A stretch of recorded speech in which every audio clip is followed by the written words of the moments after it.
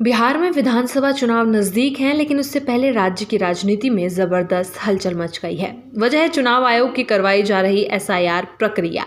इस प्रक्रिया को लेकर नेता प्रतिपक्ष तेजस्वी यादव ने गंभीर सवाल उठाए और यहां तक कह दिया है कि अगर चुनाव निष्पक्ष नहीं हो रहा तो उसका बहिष्कार किया जा सकता है। तेजस्वी यादव ने कहा कि अगर चुनाव निष्पक्ष नहीं हो रहे हैं तो फिर चुनाव करवाना ही बेईमानी है। उन्होंने तंज कसते हुए कहा कि अगर ऐसा ही करना है तो बीजेपी को सीधे सत्ता सौंप दी जाए। तेजस्वी ने कहा कि वे बाकी दलों से बात करके तय करेंगे कि क्या महागठबंधन को चुनाव का बहिष्कार करना चाहिए। तेजस्वी ने यह भी कहा कि उन्हें समझ नहीं आ रहा कि जब चुनाव पहले से ही कॉम्प्रोमाइज हो चुका है तो फिर उसमें हिस्सा लेने का क्या मतलब है।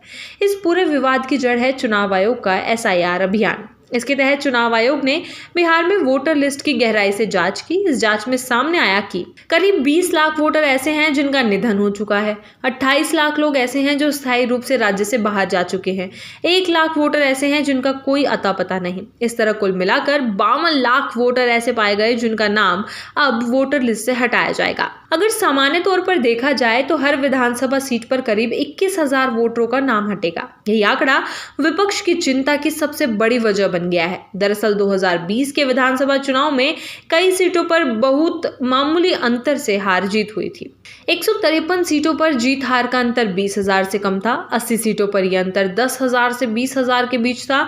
41 सीटों पर अंतर 5 से 10,000 वोटों का था। 32 सीटों पर 5,000 से भी कम वोटों में फैसला हुआ। ऐसे में विपक्ष को डर है कि अगर 21,000 वोटर हर सीट से हटते हैं तो इसे चुनावी गणित पूरी तरह बदल सकता है। विपक्ष का आरोप है कि पूरी प्रक्रिया बीजेपी को फायदा पहुंचाने के लिए की जा रही है, लेकिन सवाल भी उठ रहा है कि क्या इससे केवल विपक्ष को ही नुकसान होगा। हो सकता है कि इन वोटरों में सत्ताधारी दल के भी समर्थक हो। इसलिए अभी कहना मुश्किल है कि प्रक्रिया किसके पक्ष या विरोध में जाएगी। क्या चुनाव नहीं होंगे?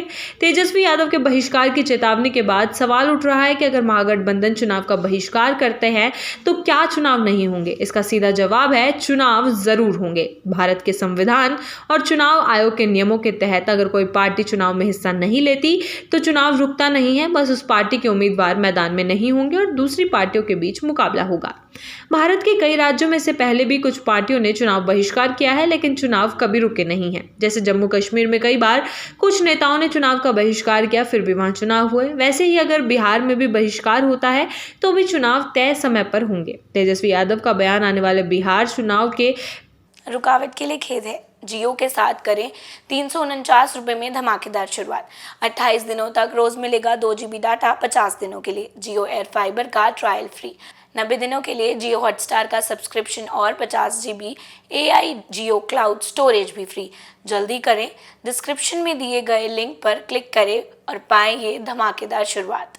पूरे माहौल को बदल सकता है। मतदाता सूची में बड़े स्तर पर बदलाव और विपक्ष की नाराजगी ने चुनावी लड़ाई को और दिलचस्प बना दिया है। अब देखना यह होगा कि महागठबंधन क्या कदम उठाता है और क्या वाकई वो चुनाव का बहिष्कार करता है या कोई नया रास्ता निकालता है।